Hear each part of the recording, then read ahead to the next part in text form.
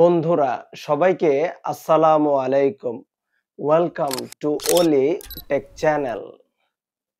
I am Bappi from ওলি take channel.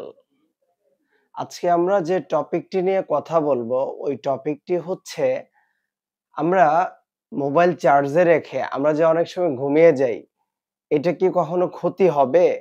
এই বিষয়টা নিয়ে আজকে আমরা কথা বলবো। চলুন শুরু করা যাক।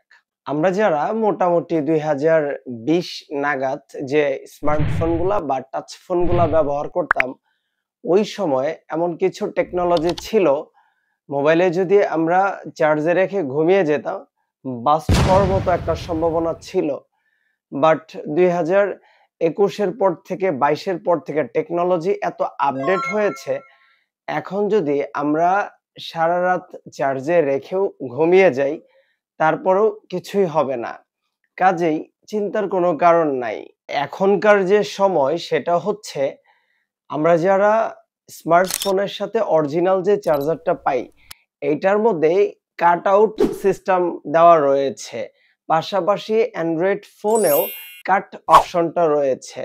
আমরা যদি সারারাত বা সারাদিন চার্জে রেখে ঘুমিয়ে যাই, এরপরেও কোনো সমস্যা হবে না, বা যদি কোথাও ঘুরেও আসি চার্জে রেখে, কোনো সমস্যা হবে না।